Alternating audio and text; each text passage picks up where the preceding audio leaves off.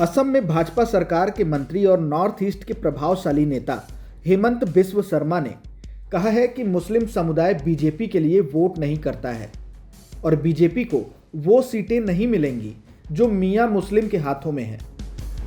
खानापारा के veterinary college में 4,511 टीचरों को नियुक्ति पत्र सौंपने के बाद मीडिया से मुखातिब होते हुए उन्होंने ये विवादित बयान दिया है। हेमंत असम सरकार में वित्त मंत्री हैं।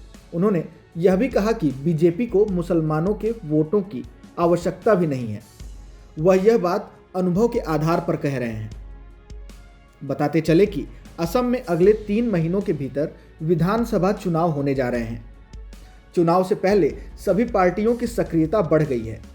हेमंत बिस्व शर्मा ने कहा, मियां मुस्लिम हमारे लिए यानी बीजेपी के लिए वोट नहीं करते हैं। मैं यह बात अनुभव के आधार पर कह रहा हूं।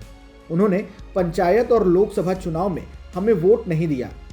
बीजेपी को उन सीटों पर वोट नहीं मिलेंगे जो इनके हाथों में हैं, जबकि अन्य सीटें हमारी हैं।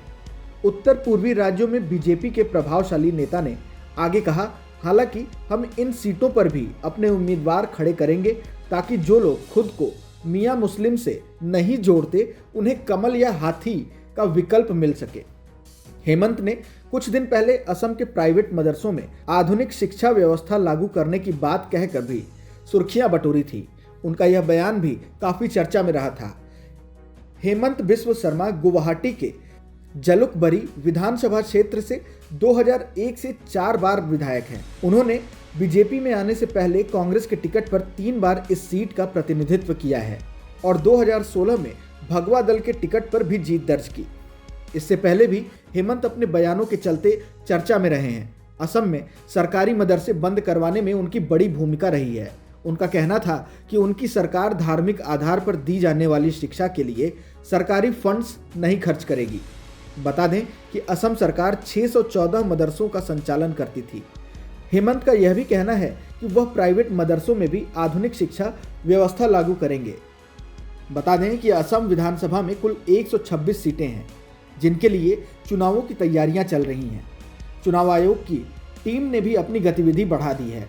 हाल ही में चुनाव आयोग की एक टीम गुवाहाटी पहुंची थी और वहां की तैयारियों का जायजा लिया गया था। फिलहाल इस वीडियो में इतना ही। अगर कोई सवाल और सुझाव है तो हमें कमेंट बॉक्स में ज़रूर बताएं। देश और दुनिया की ताज़ा तरीन खबरों की अपडेट्स के लिए हमारे चैनल लोकमत हिंदी को सब्सक्राइब करना न भूलें। अगर आप ये वीडियो फेसबुक पर देख रहे हैं तो हमारे पेज को फॉलो ज़रूर कर लीजिए।